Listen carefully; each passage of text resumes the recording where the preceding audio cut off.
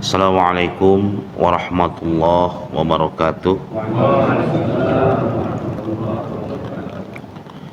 Alhamdulillah, alhamdulillahilladzi arsala rasulahu bil huda wa dinil haqq liyudhhirahu 'ala ad-dini kullihi wa kafa billahi shahida. Ashhadu an la ilaha illallah wahdahu la syarika lah iqraran bihi wa tauhida, wa ashhadu anna Muhammadan abduhu wa rasuluh wa safiyuhu min khalqihi wa habibuh sallallahu alaihi wa sallaman tasliman mazida.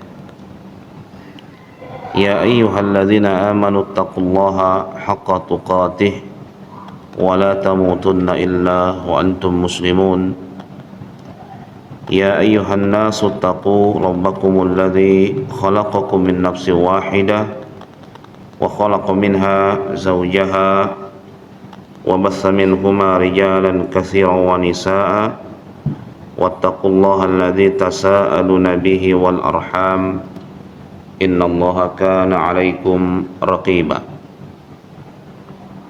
فنسأل الله عز وجل أن ينفعنا وإياكم بهذا اللقاء إنه ولي ذلك والقادر عليه. اللهم لا علم لنا إلا ما علمتنا إنك أنت العليم الحكيم. أما بعد. Puji syukur kita panjatkan kepada Allah Subhanahu wa taala. Alhamdulillah, di pagi yang baik ini kembali kita dipertemukan oleh Allah dalam keadaan sehat walafiat. Mudah-mudahan ini menjadi tanda kebaikan yang Allah inginkan untuk kita semuanya, dan semoga kita bisa mengambil manfaat dari majlis yang singkat ini. Salawat dan salam selalu dan senantiasa kita sampaikan kepada Nabi Muhammad sallallahu alaihi wa ala alihi wasallam, kepada keluarga, para sahabat dan segenap umatnya yang senantiasa istiqamah di atas sunnah-sunnahnya. Kita memohon kepada Allah Subhanahu wa taala agar diberikan kekuatan untuk senantiasa istiqamah, karena di masa-masa ini kita diuji oleh Allah dengan konsistensi. Apakah kita termasuk yang konsisten dalam ketaatan, atau justru kita sulit untuk konsisten karena godaannya luar biasa. Di masjid taat, sampai di rumah maksiat gitu. Apalagi kalau keluar rumah maksiatnya luar biasa. Para hadirin azani Allah wa iyyakum, pada kesempatan kali ini kita bahas surah, saya lupa ingat tadi, Al-Alaq ya, At-Takatsur. Oh, kemarin berarti Al-Asr ya, kemarin Al-Qari'ah kan. Oh iya, berarti dah kelupaan ya. Kita akan bahas surah At-Takatsur, atau sebagian ulama menamakan surah ini dengan Al-Hakumut Takatsur. Surah ini surah Makkiyah yang diturunkan sebelum Rasul sallallahu alaihi wasallam hijrah dari Makkah ke Madinah. Pendek ya, tapi suka lupa tuh, karena ada ayat-ayat yang mirip ya, yaitu kalla sawfa ta'lamun summa kalla sawfa ta'lamun, kalla sawfa ta'lamun lagi. Kadang-kadang santri agak kesulitan ini di sini. Iya, surah ini secara umum mencela satu perbuatan, yaitu bermegah-megah. At-takatsur itu ala wazn tafa'ul, yang artinya melebihkan diri, melebih-lebihkan. Tafa'ul itu makanya ada istilah ta'alum, sok punya ilmu, ta'alum, padahal nggak punya ilmu. Berlebih-lebihan, ya, bukan dalam menuntut ilmu, dalam mengklaim kalau dia punya ilmu padahal nggak punya ilmu. Kalau at-takatsur berarti maknanya juga berlebih-lebihan dalam memperbanyak harta. Takatsur ini juga bisa diartikan dengan bermegah-megahan, ya, bermegah-megahan dalam harta. Para hadirin a'azzani Allahu wa iyyakum,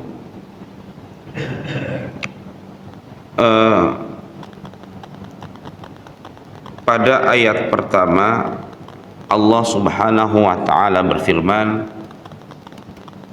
alhaakum alhaakumut takatsur. Kalau kita terjemahkan secara letterleks itu alhaakum, menghancurkan kalian, at-takatsuru adalah bermegah-megahan. Kalau kita mau terjemahkan lebih enak lagi, bermegah-megahan telah menghancurkan kalian.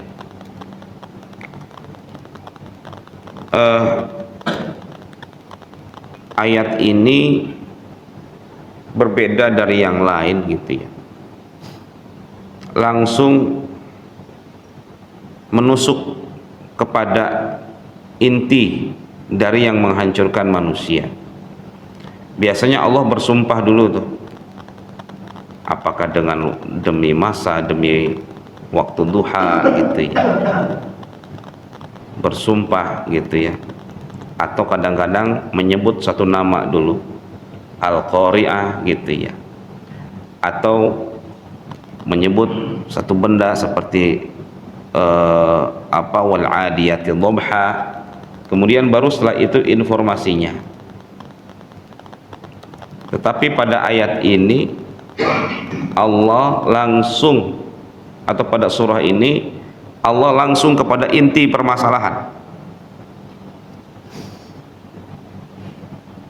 Alhaakumut takatsur, kata Allah, berlebih-lebihan, bermegah-megahan telah melalaikan kalian. Allahu ini kalimat asal dari alhaakum, artinya adalah al-ghaflah an mawatinil khair, lalai dari kebaikan.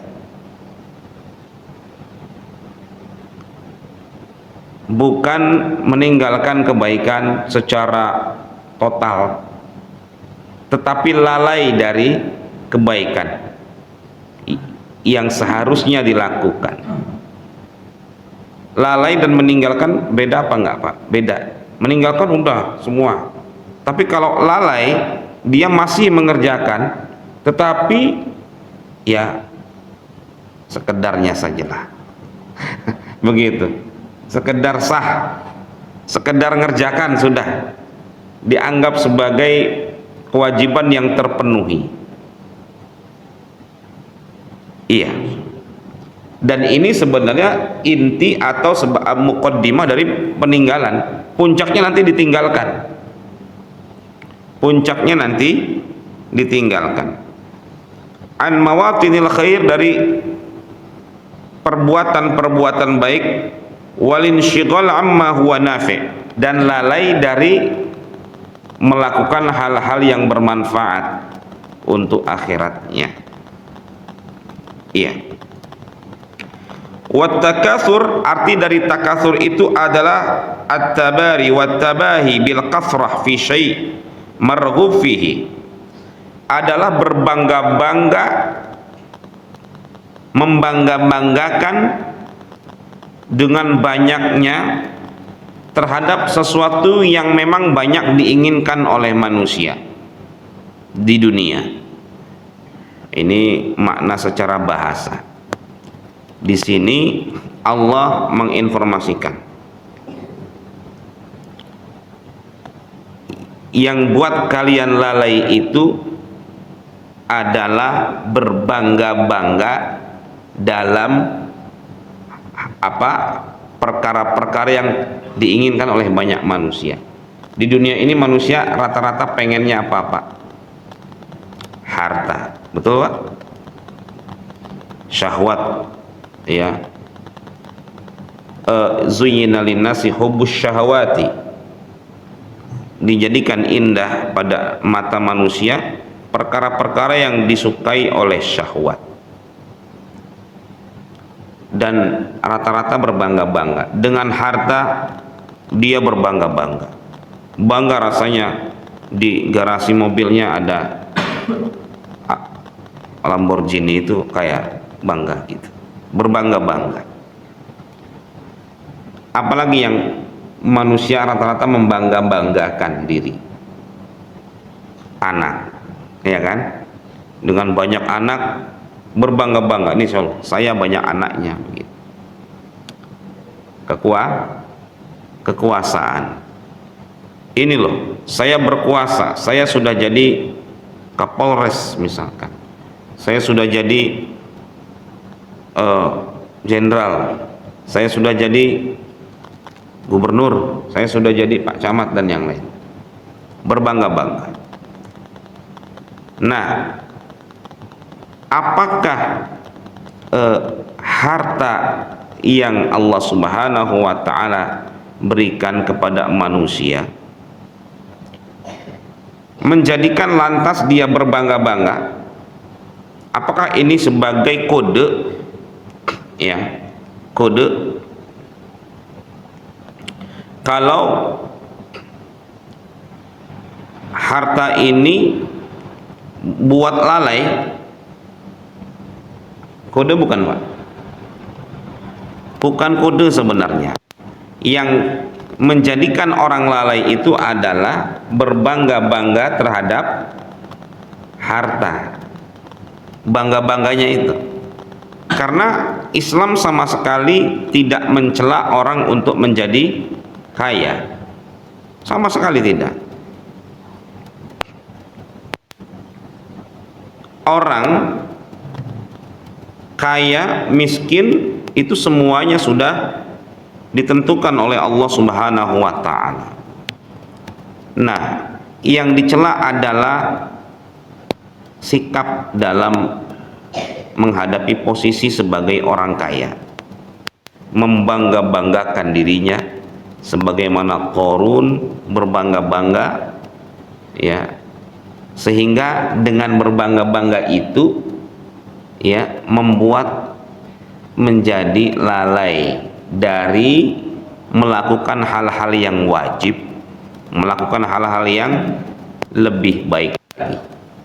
Ini yang dicela. Alhaakumut takatsur.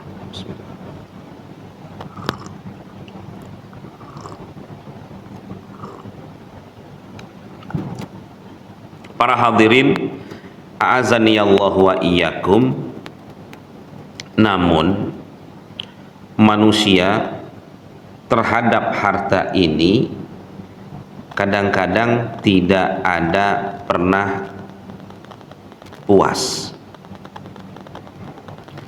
Jadi di satu sisi Allah tidak mencela orang itu jadi sekaya apapun gitu, karena di mata Allah yang dinilai itu bukan dari kekayaannya, sama sekali bukan dari kekayaan, juga bukan karena miskin dia mulia gitu, enggak.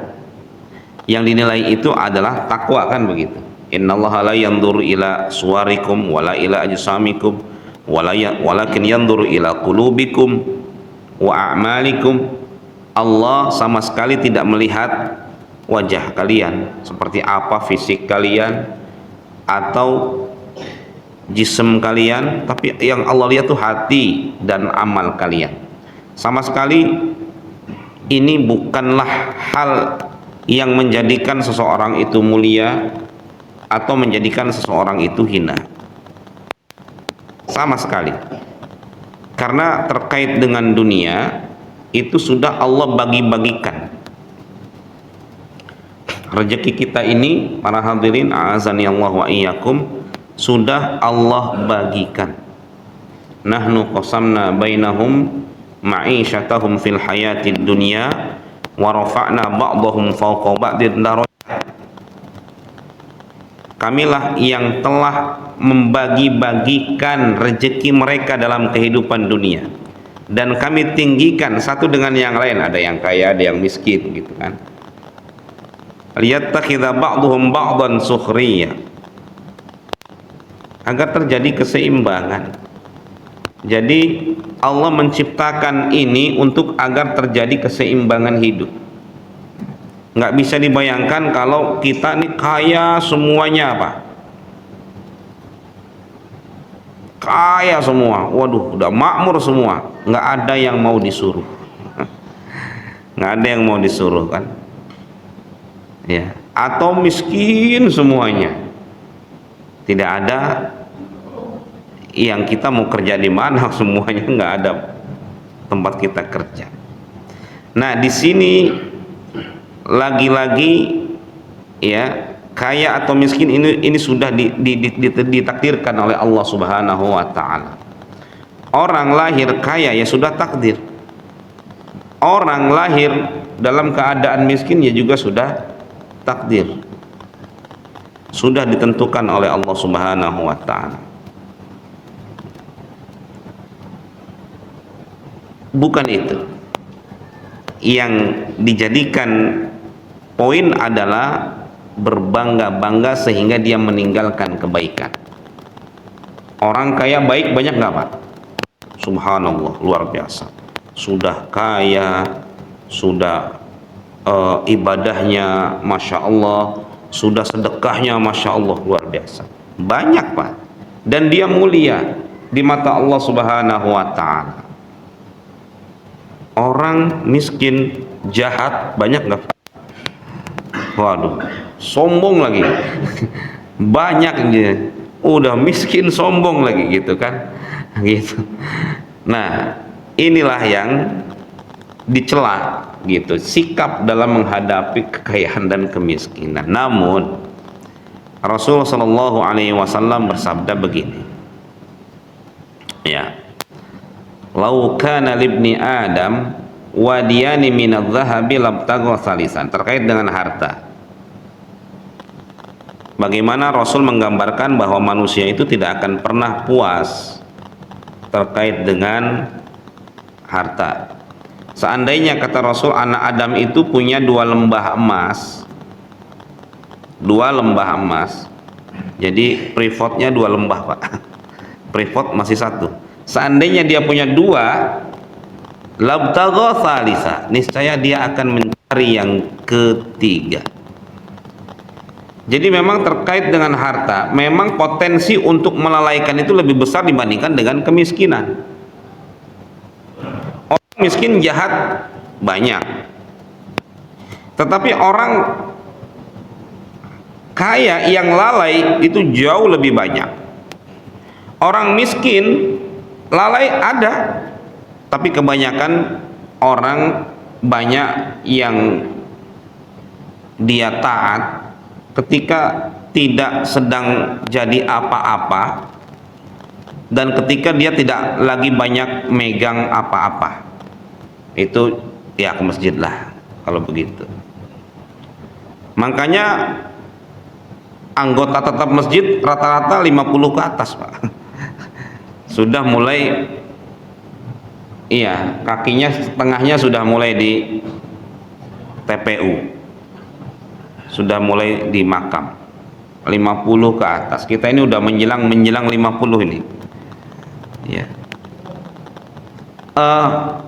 rata-rata. Kenapa? Sudah, apalagi yang sudah pensiun, udah yang dipegang ya cucu. Nggak banyak megang, jabatan yang dulunya dipegang selesai, begitu ya. Tidak banyak yang dipegang. Tetapi ketika dia memegang harta, memegang kerjaan, perusahaan dan yang lain, nah di situ ujiannya di situ. Apakah dia tetap istiqamah atau tidak? Orang yang, makanya para ulama itu berbeda pendapat, mana yang lebih utama, orang miskin yang sabar atau orang kaya yang bersyukur. Miskin sabar, kaya bersyukur. Godaannya mana lebih kuat, Pak? Kaya atau miskin? Kalau kita jawab, lah mendingan kaya saja. Kaya bersyukur gitu. Tetapi subhanallah, banyak orang yang justru jatuh karena kaya. Karena kaya bisa ngapa-ngapain, Pak. Ya. Dan orang ketika dia nggak punya apa-apa, itu subhanallah banyak yang ke masjid. Bukan berarti saya nganggap bahwa ini lagi pada nggak punya apa-apa nih. Banyak yang ya udah kita ibadah aja lah begitu. Godaannya jauh lebih besar dibanding dengan yang nggak punya apa-apa itu tadi. Kenapa? Dia punya sesuatu yang dia bisa gunakan untuk apapun. Makanya gambaran Rasulullah SAW itu tidak pernah salah. Jadi memang manusia itu tidak akan pernah puas terkait dengan harta. Kalau kita lihat, Pak, yang korupsi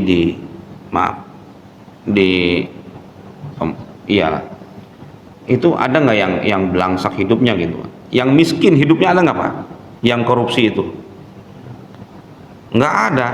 Rata-rata orang sudah punya semua, orang kaya semua.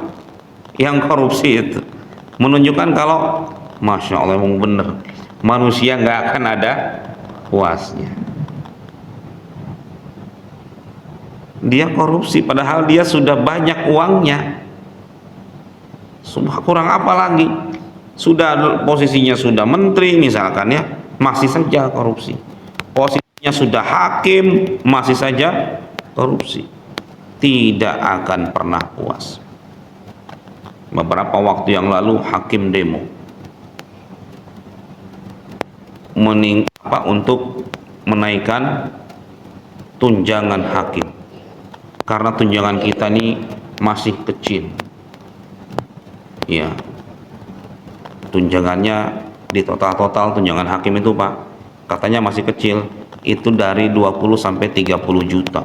Wih, besar itu, Pak. Bagi kita besar sekali, bagi hakim ya kecil dibandingkan dengan kasus yang ditanganin. Jadi ada kode seolah-olah kalau gaji kami ini nggak naik ya, akan banyak kasus yang tidak selesai, seolah-olah seperti itu. Emang puas, Pak, dengan gaji naik? Dinaikkan 60 juta sebulan, ada kasus dia nanganin kasus sekian miliar, kata terdakwanya, gaji Anda berapa? 60. Ya sudah, saya kasih Anda untuk menyelesaikan kasus saya 1 M. Tergoda tidak, Pak? Nah itu, ini bukan masalahnya besar atau kecilnya gaji, masalah iman. Masalah iman. Kalaupun pemerintah bikin pengumuman, siapapun yang bisa menangkap buronan kasus BLBI sekian triliun akan kami kasih 5 miliar. Luar biasa. Ditangkaplah, dapat 5 miliar. Kata orang yang ditangkap, saya kasih kamu 10 miliar.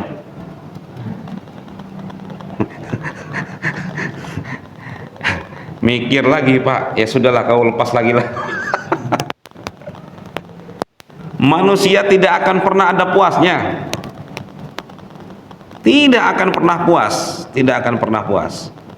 Ya, ini Rasul yang ngasih tahu. Labtagho salisan, saya dia akan cari yang ketiga, atau ya lembah yang ketiga, nggak akan pernah puas. Wala yamla jawfa ibni adama illa turab. Makanya di sini dikatakan alhaakumut takatsur hatta zurtumul maqabir. Ayat yang kedua. Berbangga-bangga telah melalaikan kalian sehingga kalian tidak mau melakukan berbagai macam kebaikan, ya, sehingga kalian jauh dari kebaikan yang membuat kalian sadar itu hatta zurtumul maqabir, sampai kalian masuk ke dalam kubur baru sadar. Subhanallah, kata Rasulullah, wala yamla jawfa ibni adama illa turab, dan tidak ada yang membuat anak Adam itu sadar baru dia merasa kenyang kecuali tanah. Ini persis ya, sinkron dengan ayat.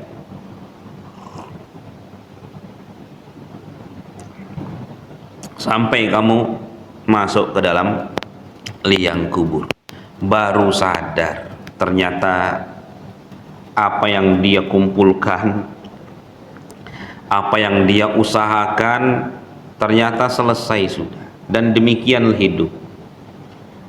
Kita akan secara sunnatullah akan melewati berbagai macam fase-fase kehidupan.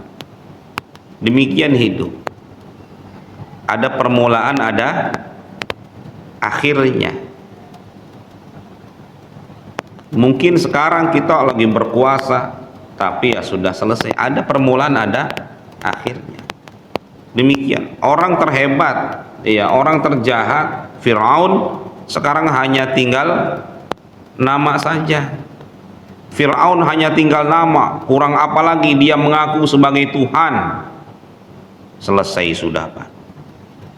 Hanya nama dan cerita-cerita kejahatannya saja yang ada tuh. Di kita ada kerajaan Majapahit, hanya nama dan cerita, yang dipimpin oleh seorang Patih Gajah Mada yang menggabungkan antara Nusantara, ya kan, dalam pelajaran sejarah itu. Sekarang hanya tinggal cerita, selesai kekuasaannya. Jenderal Soeharto 32 tahun, luar biasa. Sekarang tinggal cerita saja,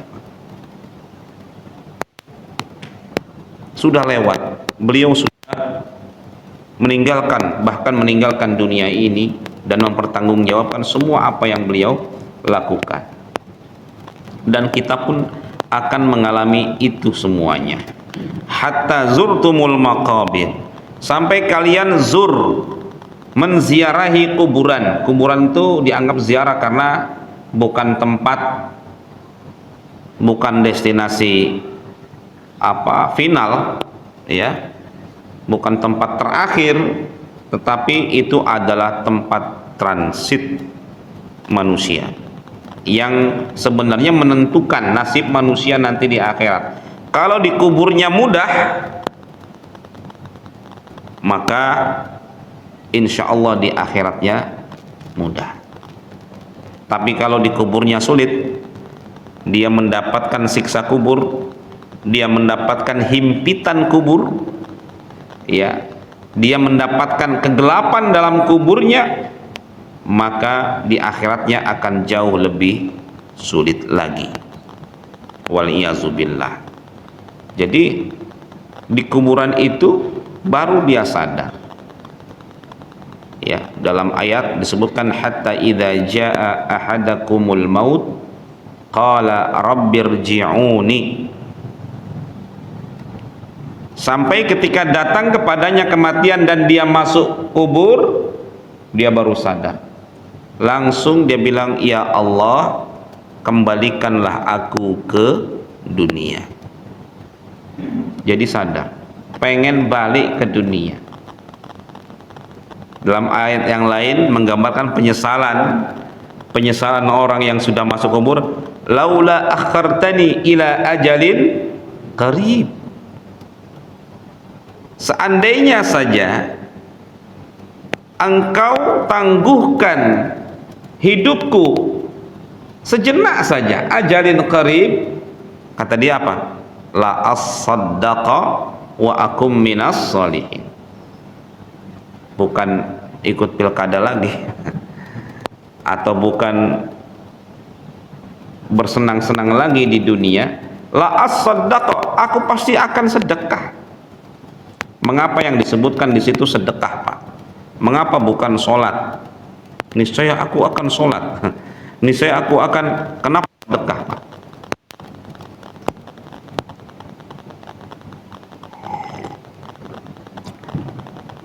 Karena ibadah yang paling mudah itu sebenarnya sedekah. Dia nggak butuh wudhu, betul Pak? Dia tidak butuh waktu, sebagaimana puasa di waktu siang. Ya. Dia tidak butuh lama, puasa sehari semalam, seharian. Sholat ya 5-10 menit lah, lama, ada waktu di situ. Tapi sedekah, apalagi di zaman sekarang, tinggal buka handphone, tinggal transfer saja, hitungannya detik. Yang buat lama lupa PIN, itu aja. Apa ini PIN-nya? Itu aja yang buat lama sudah. Ya, atau salah PIN sudah, itu yang buat lama. Sedekah itu cepat. Makanya Allah menggunakan diksi sedekah agar apa? Waktu yang singkat itu hendaknya kita cerdas dalam beramal, cari amalan yang cepat, yaitu apa? Sedekah. Uniknya Pak, justru ini amal yang banyak ditinggalkan manusia. Sedekah itu, karena manusia itu punya sifat tamak terhadap harta. Yang kedua apa Pak? Kikir, pelit. Betul ibu-ibu. Biasanya ibu-ibu kalau lagi ngambek nyebutnya apa? Pelit, gitu ya. Ya padahal udah kurang apa lagi ya. Manusia punya sifat tamak dan kikir. Kata Allah, innal insana khuliqa halu'a. Manusia itu diciptakan kayak gitu, nyebelin itu, halu'a. Ya, idza massahu syarru jazua. Apabila lagi susah, ngoceh kemana-mana Pak, jazua. Aduh, utang ini. Aduh. Wa idza massahul khairu manu'a. Apabila lagi enak nih, diem Pak, nggak ngomong gitu. Lagi enak. Padahal Allah berfirman apa? Wa amma bi ni'mati rabbika fahaddis. Kalau lagi dapat nikmat, mbok yang ngomong. Ini bahasa kitanya gitu. Kalau lagi dapat sesuatu yang enak, fahaddis.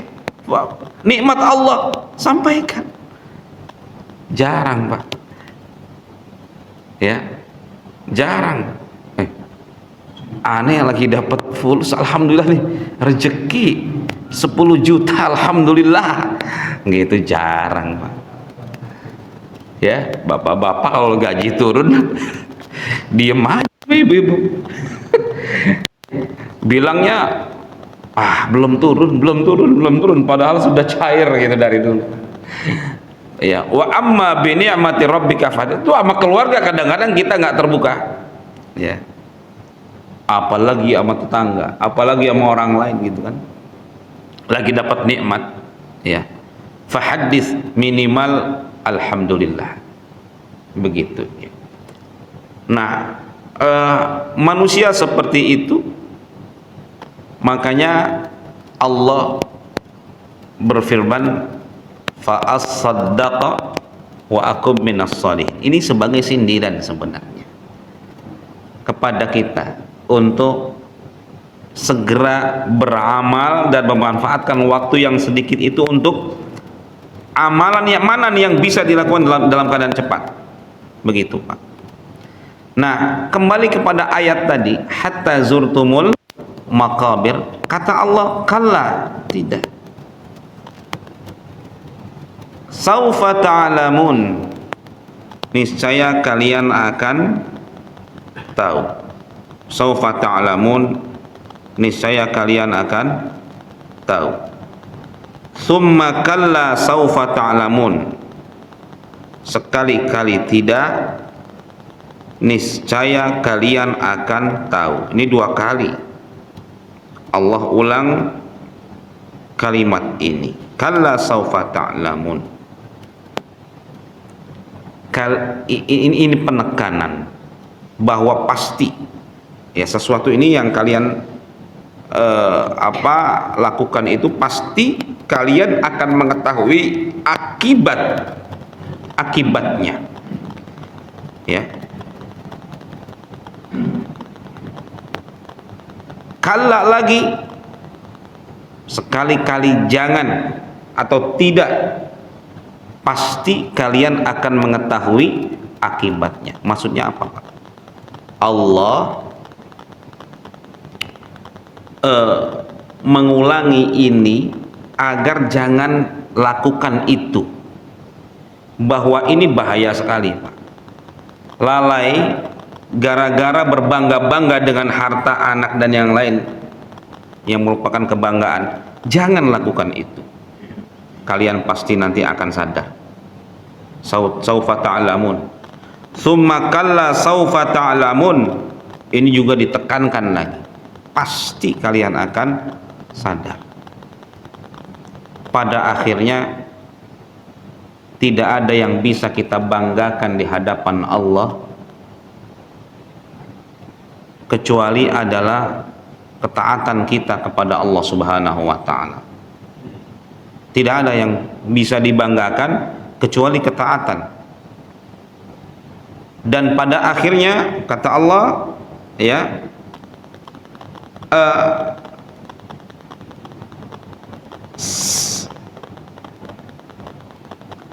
apa yang kalian lakukan itu akan mendapatkan balasannya. Jadi ketika seorang itu membangga-banggakan dirinya dengan harta atau yang lainnya, dan dia lalai dari kewajibannya sebagai hamba Allah Subhanahu wa ta'ala, maka disitulah Allah Subhanahu wa ta'ala akan memberikan balasannya. Saufa ta'lamun, kalian akan sadar. Maksudnya adalah utruku at-tashaghulu bid-dunya wa tafakhuru bil amwal. Saya pakai tafsirnya An-Nawawi, At-Tantawi, guru kami di Mesir. Beliau punya tafsir namanya Al-Wasit Lit-Tantawi. Beliau seorang mufassir, dan kami ketika itu kurang lebih 4 tahun duduk, ya, duduk di beliau, ya, duduk belajar tafsir dengan beliau. Ketika kami duduk belajar tafsir dengan beliau, beliau adalah Syekhul Azhar. Syekhul Azhar itu levelnya sama dengan presiden kalau di sini, Pak. Al-Azhar itu sebuah di sana itu ada pemerintahan, ada Al-Azhar gitu, ada syarikat Al-Azharnya gitu. Tanah pemerintah itu punya Al-Azhar. Jadi pemerintah itu bayar ngontrak ke Al-Azhar di Mesir itu. Nah, Syekhul Azhar itu kalau datang ke sini, yang nerima itu wajib presiden, wajib Pak Jokowi. Kalau sekarang Pak Prabowo. Ya. Kalau presiden tidak ada, biasanya nggak mau Syekhul Azhar datang. Jadi kalau di menghadapnya Mas Gibran, itu ya nggak mau Syekhul Azharnya gitu ya. Itu seperti itu. Ini cerita saya ketika belajar itu, ketika beliau datang ke masjid, subhanallah, tidak ada yang namanya apa ya Pak, kayak hiruk pikuk tuh kalau ada pejabat datang itu Pak, protokol-protokolan tuh nggak ada, subhanallah. Dan kita lihat sederhana sekali hidup beliau itu sederhana sekali, ya nggak ada pakai motor yang itu juga nggak ada Pak, yang di depannya biasa saja sudah, ada supir belakang ya sudah, subhanallah, sesederhana itu ya. Di sana semua orang karena sosialis ya Pak, semua disamakan gitu, subhanallah. Iya. Nah ini dikatakan oleh beliau yang dimaksud adalah ya utruku at-tasyaghulu bid dunya wat tafakhuru bil amwal, tinggalkanlah sibuk dengan dunia dan bangga dengan harta. Fa innakum in baqaitum ala dzalik biduni taubah shadiqah fasawfa ta'rifuna su'a aqibihi dzalika.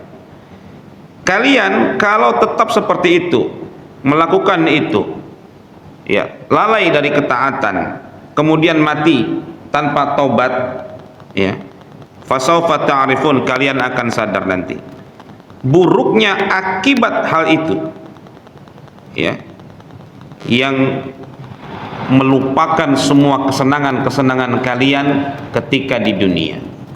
Ini beliau tulis seperti ini ya, beliau praktekkan juga dengan hidup yang sangat bersahaja dan sederhana. Tafsir ini 16 jilid Pak, dan salah satu tafsir yang terkenal sekali sekarang, Tafsirul Wasit ya.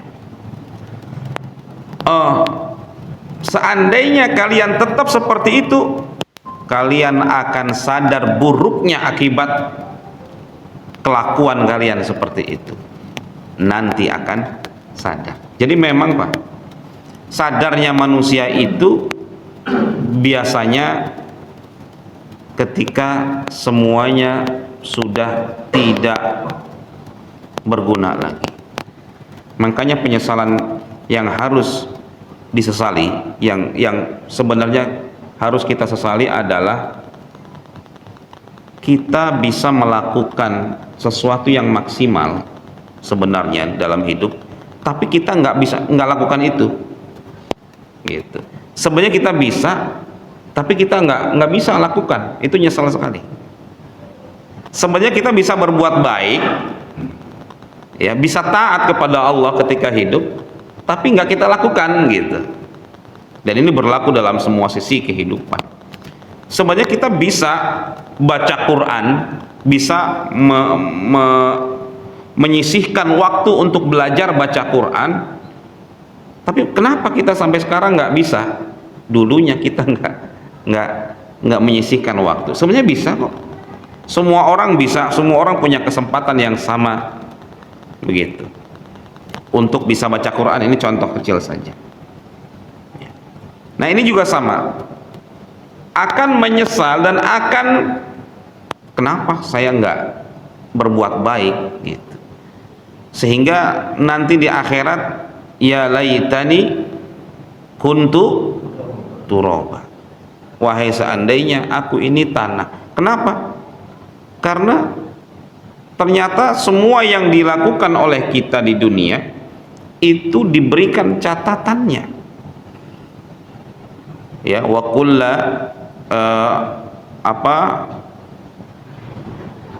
iqra kitabaka kafa bi nafsikal yauma 'alaika hasiba, dikasih catatan. Kata Allah, baca tuh, iqra kitabak, baca catatan amalmu itu pada hari ini, kafa bi nafsikal yauma 'alaika hasiba, pada hari ini cukup catatan itu sebagai bukti kelakuan kamu di dunia. Itu jadi begitu. Sadarnya ya nanti. Makanya ini masalahnya kembali kepada ini, kepada iman. Kalla sawfa ta'lamun, tsumma kalla sawfa Kalla law ta'lamuna ilmal yaqin. 3 kali, Pak. Masalah iman. Seandainya kalian mengetahui dengan pengetahuan yang yakin, 3 kali diulangi oleh Allah Subhanahu wa taala agar manusia itu sadar. Kalian nanti akan nyesal. Nanti akan menyesal, nanti akan nyesal. Kalian nanti akan sadar. Makanya kesadaran orang-orang kafir itu sadarnya nanti di hari kiamat. Makanya Allah dalam surah Al-Fatihah itu maliki yaumiddin, pemilik hari kiamat. Kenapa hari kiamat saja yang disebutkan, padahal Allah pemilik semuanya? Karena di hari kiamat itu semuanya sadar. Wal amru yauma idzin lillah, semuanya milik Allah dan semuanya sadar. Orang kafir, orang beriman, semuanya sadar. Di sini kembalinya kepada ini, Pak, kepada iman. Yakin tidak dengan informasi yang Allah sampaikan ini? Makanya iman itu adanya di sini. Dan iman itu terhadap sesuatu yang tidak bisa diindra. Bisa diindra. Perkara-perkara gaib. Ya, yakin nggak nanti masuk ke liang kubur tuh, ke alam barzakh? Kan ini masalah gaib. Begitu. Yakin nggak ada surga dan ada neraka? Yakin nggak ada balasan kebaikan atau siksaan atas keburukan? Semuanya kembali kepada keimanan. Karena kalau semuanya dilihatin oleh Allah, ya nggak ada yang ini penuh ini, Pak, kalau dilihatin sama Allah, Pak, masjid. Gini saja, bukan surga dan nerakanya yang dilihatin. Misalkan kalau orang berbuat dosa, ya Pak, ada tompelnya satu, Pak. Sekali berbuat dosa, tompel lagi satu. Sekali lagi berbuat dosa, tompel lagi satu. Wah, yang nggak akan bisa ada kehidupan, Pak. Nah, orang akan benar-benar nggak mau ada tompelnya. Tapi kan Allah tidak perlihatkan itu semua. Allah tutup aib kita semua agar kehidupan ini berjalan. Orang berbuat dosa langsung diliatin di sini samping masjid ada api nih. Siapa yang nggak sholat subuh langsung nyemplung ke api. Nggak mungkin Allah seperti itu. Ini masalahnya keimanan. Allah tidak dengan seperti itu mengajak manusia agar percaya. Ini penting sekali. Bagaimana Allah memperingatkan 3 kali, jangan sampai harta itu melalaikan kalian. Nah, teman-teman sekalian, mengapa bukan kemiskinan yang diperingatkan? Mengapa kekayaan ini? Jangan sampai kemiskinan melalaikan kalian, kan begitu ya? Jangan sampai harta, gitu kan, di sini kan gitu ya. Jangan sampai kekayaan nih melalaikan kalian, jangan sampai begitu kan 3 kali. Apa jawabannya, Pak? Quran itu sifat perintah. Dalam Quran, ketika ada satu perintah, pasti ada yang melanggar. Begitu. Tidak ada perintah dalam Quran yang sifatnya nggak ada yang melanggar. Janganlah kalian terbang di udara, misalkan. Jangan kalian makan paku. Nggak ada gitu. Orang terbang di udara nggak ada, orang makan paku nggak ada gitu, nggak mungkin bisa dilakukan. Jangan kalian membunuh, berarti ada orang yang membunuh.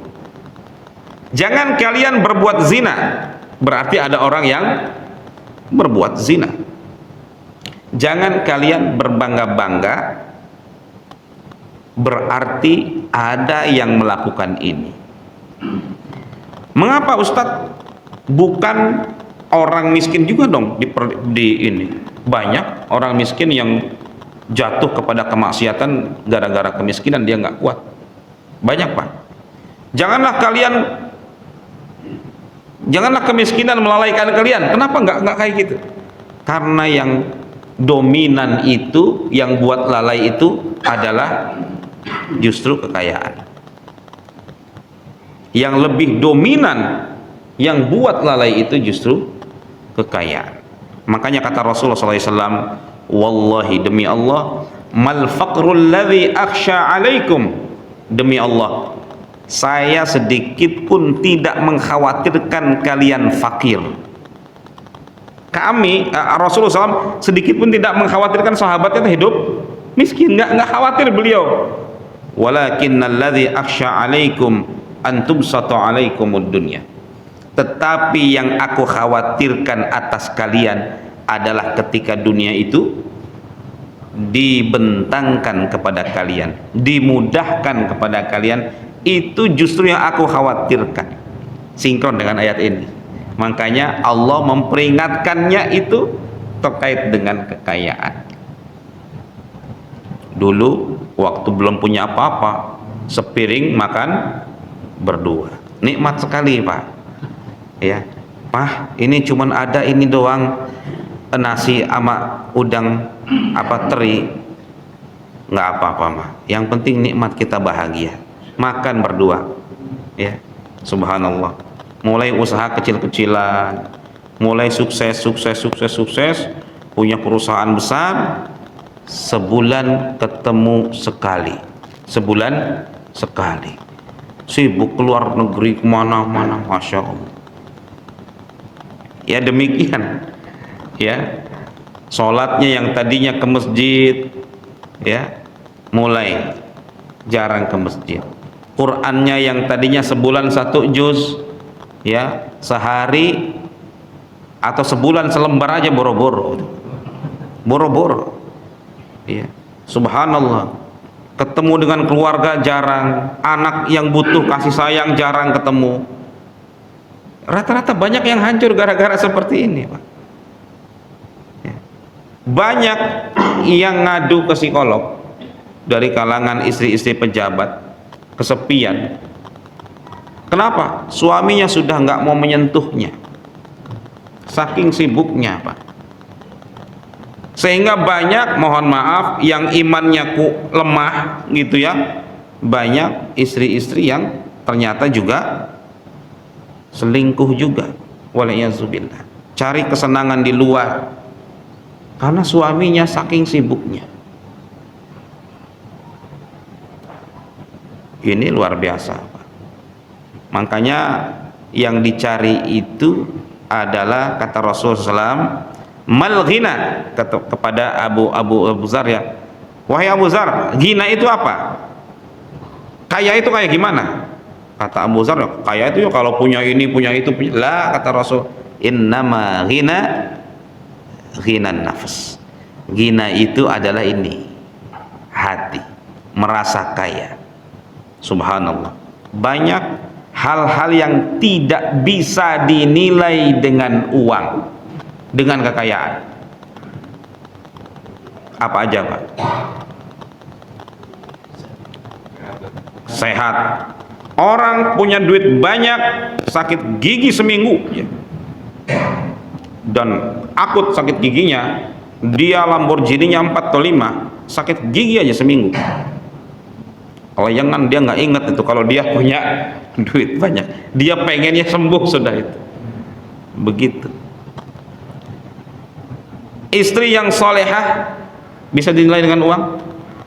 Nggak bisa dinilai dengan uang. Istri yang soleh, yang taat, yang selalu tersenyum ketika di rumah, yang selalu mengabdi kepada suaminya, subhanallah. Anak yang soleh dan solehah bisa dinilai dengan uang. Anak yang senantiasa taat kepada kedua orang tuanya, dekat dengan Tuhannya, rajin belajar, semua, nggak banyak riweuh gitu dengan anak, subhanallah, lempeng-lempeng aja, itu nggak bisa dinilai dengan uang. Banyak orang tua yang bingung sekarang datang ke saya itu banyak, masya Allah Pak. Ada anaknya yang, maaf, punya pacar tapi sejenis. Ada apa? Ustadz, aduh anak saya Ustadz, pacarnya namanya Susilo. Kenapa bukan Susi? Kenapa ada Susilo? Ini maaf nih yang namanya Susilo. Subhanallah. Ada yang sejenis. Ketika ditanya, ya kami dulu sibuk, anak-anak kami hanya dibiarkan apa pegang handphone, disitulah rusaknya. Ibu, saya bilang, kalau ada anak kecil mau ke Bandung, umur 5 tahun, dia bilang gini, Bu, saya mau ke Bandung, ibu kasih nggak, Bu? Ya enggak lah Ustadz, ke Bandung anak kecil ya kita harus temenin, dia nggak akan bisa sendiri. 10 tahun gimana, Bu? Dikasih nggak ke Bandung? Enggak saya kasih, harus saya dampingin. Kapan dikasihnya? Kalau dia sudah bisa dewasa, sudah bisa ke Bali, saya kasih kalau sudah mampu dan dewasa. Bu, anak itu kalau ibu kasih handphone tanpa pendampingan, dia pergi ke Bandung doang gitu, dia pergi ke ujung dunia dengan handphone itu. Masih waras nggak kita membiarkan anak kita tanpa pendampingan dengan dalih biar nggak rewel? Jadi jangan salahkan anak. Anak hanya ketika dengan handphone itu dia mencari sosok orang tuanya. Jangan ketika diambil ngamuk-ngamuk. Yang diambil sesungguhnya siapanya, Pak? Sosok pengganti orang tuanya diambil. Karena ibunya juga sibuk, bapaknya juga sibuk dengan gadgetnya juga, atau bahkan dengan kesibukannya.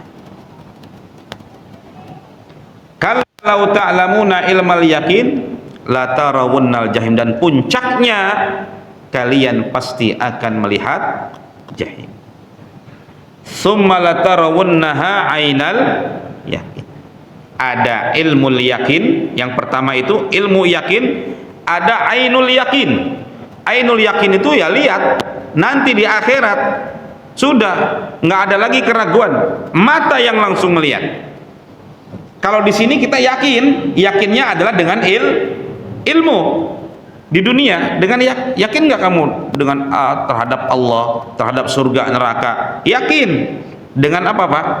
Dengan ilmu, dengan hidayah Allah. Tapi nanti di sana ainul yakin, mata kita yang langsung melihat, baru kita sadar, oh iya, oh iya, oh iya. La tarawunnal jahim, kalian melihat jahim. Tsumma la tarawunnaha ainal yakin, kemudian dengan apa? Ainul yakin, dengan mata kepala sendiri kalian melihat. Tsumma la tus'alunna yauma idzin anin, dan hari itu semuanya akan ditanya. Semua kenikmatan-kenikmatan yang kalian rasakan ketika di dunia ditanya oleh Allah. Makanya ada seorang ulama makan, lihat istrinya sedang makan gitu nikmat, kata ulama tersebut, kita nih akan ditanya ini sama Allah, nikmat makan ini. Subhanallah. Karena semua kenikmatan akan ditanya di dunia, baik yang halal maupun yang apalagi yang haram, ditanya kenapa, dari mana, kenapa, untuk apa itu kenikmatan dipakai. Semuanya sangat detail sekali pertanyaan itu. Wallahu a'lamu bishawab. Demikian yang saya sampaikan. Sudah suruk ya? Ya, demikian. Wassallallahu ala nabiyyina Muhammad wa ala alihi washabihi wasallam. Walhamdulillahirabbil alamin. Wassalamualaikum warahmatullahi wabarakatuh. Bisa tanya Pak Ustaz?